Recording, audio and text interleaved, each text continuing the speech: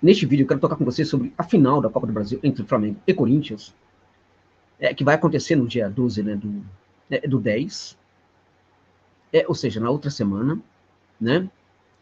E é uma partida que, quando foi definida ali, quando foram definidos os finalistas, muita gente apontava o Flamengo como equipe virtualmente campeã da Copa do Brasil, em virtude, claro, da qualidade técnica do elenco do Flamengo e também em virtude dos problemas, né, táticos que a equipe do Corinthians enfrentava naquele momento, e também, vamos combinar, diante também da qualidade técnica, isso mesmo, da equipe do Corinthians em relação à equipe do Flamengo.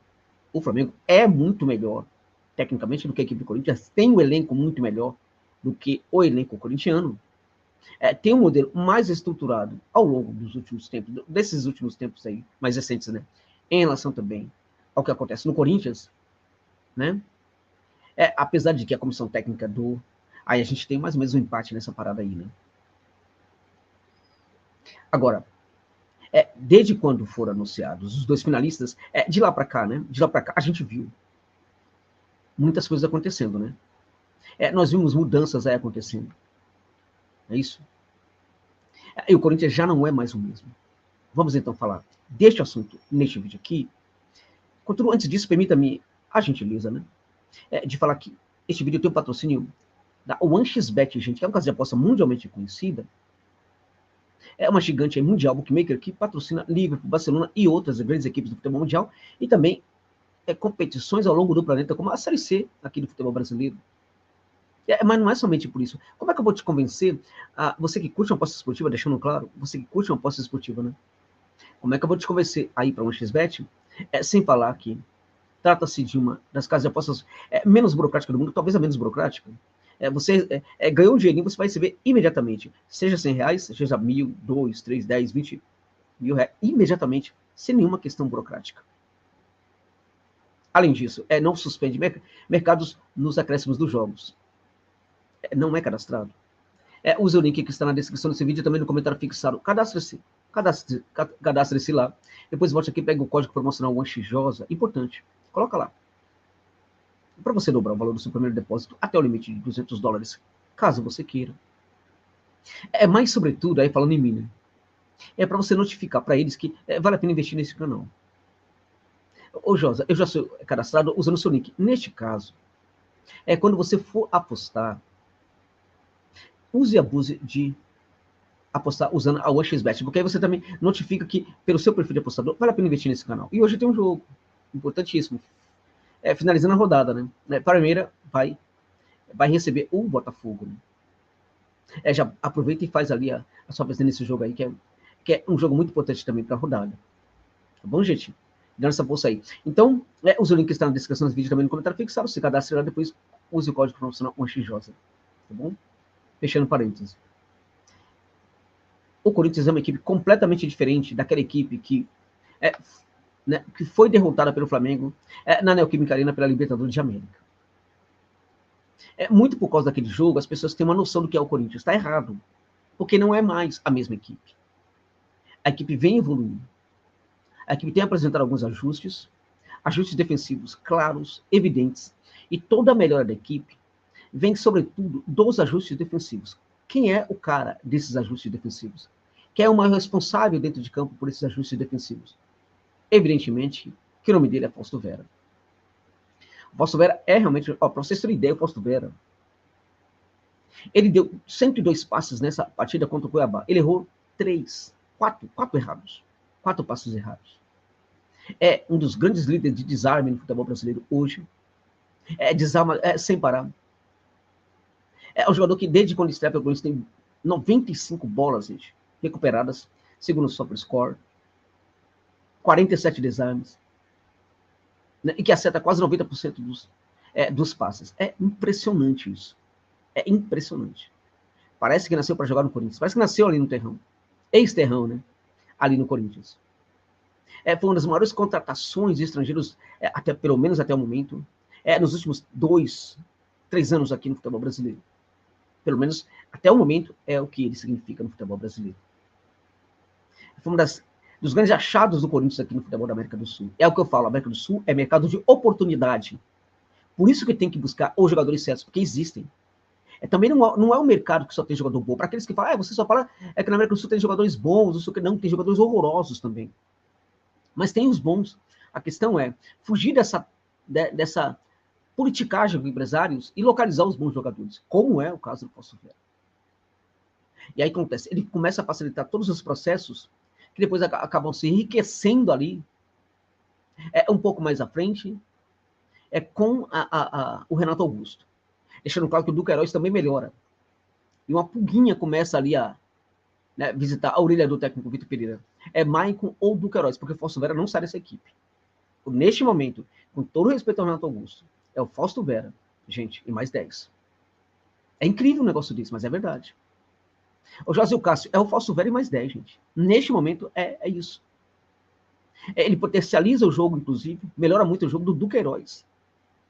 E lá na frente, acaba facilitando também, melhorando, inclusive, o jogo do Renato Augusto, que é o mestre. Genial. E lá na frente a gente tem os ajustes ofensivos também, que é essa dupla entre o Roger Guedes, né, e o Yuri Alberto. Estão jogando o que não jogava naquele momento em que o Corinthians enfrentou o Flamengo pela etapa de semifinal ali da Copa Libertadores de América. Né? Então, é muito diferente. Esse Corinthians é muito diferente. É muito mais competitivo. É muito mais forte. Vai com tudo vencer o Corinthians? Vencer o Flamengo? Tem condição por causa disso de vencer o Flamengo? Aí talvez seja uma outra história. Né? O que podemos pontuar? Podemos pontuar, na minha opinião, não há favorito. E isso eu falava desde quando o Flamengo passou para segundo sorteio, passou ali para a final, né? Antes do sorteio, evidentemente, passou para a final, e o Corinthians também. Quando os dois passaram para a final, eu falei, olha, não tem favorito, porque é o clássico das multidões, tudo pode acontecer, e o Corinthians não é o mesmo em relação àquela equipe que enfrentou o Flamengo naquele momento da Libertadores de América, né? Agora, o Flamengo é ainda uma equipe absurdamente respeitável. Ainda é a melhor equipe, o melhor time do futebol brasileiro. Isso é indiscutível neste momento. A partir do meio de campo, ali com o Thiago Maia, João Gomes, né? Everton Ribeiro, de Arrascaeta, Pedro e Gabigol, é um time sensacional. É espetacular. Espetacular. Apesar de que, ultimamente, tem tido ali um problema de desempenho. A gente tem também na zaga do Flamengo que o Léo Pereira parou de ser aquele jogador tão interessante de outras partidas. Acho até que o Dorival precisa olhar para o Fabrício Bruno, que é um jogador melhor do que o Léo Pereira. Faz uma dupla melhor aí, ou com o Pablo ou com o Davi Luiz. Né? E acho também que é muito importante que o Dorival comece, nesse jogo que vai ter agora no meio de semana, testar o Varela. Precisa testar o Varela até para perceber, para chegar à conclusão se o Varela é confiável para esse jogo. E acho que o jogador que é contratado tem que ser testado. Justamente, e muito antes dessas grandes partidas, dessas finais, para que o técnico saiba se pode ou não confiar no jogador. Porque o Rodinei voltou a ser o Rodinei Inhaca de sempre. Ou de quase sempre. Porque ele vinha bem, inclusive, na temporada. Está muito gordo, está muito grande. E não está conseguindo nem marcar bem e nem chegar bem ao campo de ataque mais. E quando recompõe, aí uma tristeza só. É uma grande tristeza. A recomposição do Rodinei é triste de ver. Então, o Flamengo, hoje, os problemas que o Mengão tem hoje são problemas na defesa.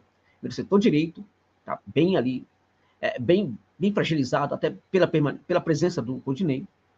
E também ali um pouco na zaga, por exemplo, sobretudo quando joga o Léo Pereira. Acho que o lado esquerdo está mais ou menos bem servido, tanto com o Felipe Luiz, como também com Ayrton Lucas. Nessa partida contra o Bragantino, o Vidal jogou como primeiro homem, acho um erro, né? Acho um erro. Não dá para ter Thiago Maia e Vidal e o Thiago Maia, o Vidal ser o primeiro homem. Não tem o menor cabimento. É um erro absurdo. Os dois podem até jogar juntos, mas não o Vidal como primeiro homem. Agora, o Flamengo vinha assim, vem, porque a amostra é reduzida, vem de queda de rendimento na temporada nos últimos jogos, apesar dessa partida sensacional contra o Bragantino. E foi sensacional, apesar, por exemplo, do Bragantino ter perdido um homem logo aos 4 minutos. Mas a maneira como o Flamengo executa o seu jogo é brilhante. Podia ter 10, 11 ou 12 jogadores do Bragantino, daria no mesmo. A maneira como a equipe consegue fazer o seu jogo, inclusive a maneira como ela vence, diz muito mais sobre a qualidade da equipe do que, por exemplo, as fragilidades dos seus adversários. E foi o que aconteceu nessa partida contra a equipe do Bragantino. O Pedro brilhante, no primeiro tempo, inclusive, não estava tão bem, mas é sempre o brilhante jogador, né? Que vai fazer gols, que vai... E precisou de poucos minutos no segundo tempo para acabar com o jogo completamente. Completamente. Então, eu acho, gente, que é um confronto, como eu já disse, aberto. Qualquer um pode vencer, mas não tem favorito. Não tem. Acho muito importante que o Dorival entenda que o Corinthians é um grande adversário, e até por causa disso, ele tem que olhar para os problemas que o Flamengo tem neste momento. O Flamengo tem problemas. Apesar dessa vitória contra o Bragantino, o Flamengo tem problemas, como, por exemplo, no setor direito. E como, por exemplo, na questão defensiva, se o Léo Pereira é hoje mesmo esse jogador para atuar como titular nessa partida final contra o Corinthians. Nessa ida aí na Neoquímica contra o Corinthians. Em tese, apesar da vitória do Flamengo na Neoquímica, para mim, eu vejo um favoritismo maior do Corinthians contra o Flamengo na Neoquímica e um favoritismo maior do Flamengo contra o Corinthians no Maracanã. O que dá, por exemplo, ali um equilíbrio.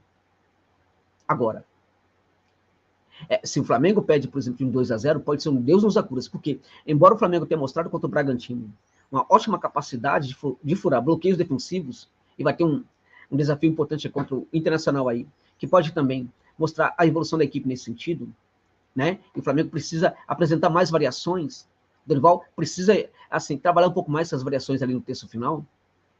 Apesar disso aí, né, jogar contra um Corinthians fechado no Maracanã, perdendo com a diferença de 2 gols, pode realmente ser um Deus nos acuda para o Mengão. Qualquer um pode vencer. Agora, o mais importante neste momento é não fazermos análises assim, muito subjetivas, né, e impressionistas. Tá certo que o Corinthians jogou contra o Cuiabá e fez um jogo espetacular.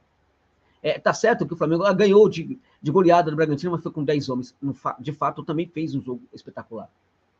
Não é o adversário de Flamengo e Corinthians que serve assim como embasamento para as nossas análises, mas sim como Corinthians e Flamengo têm vencido esses adversários.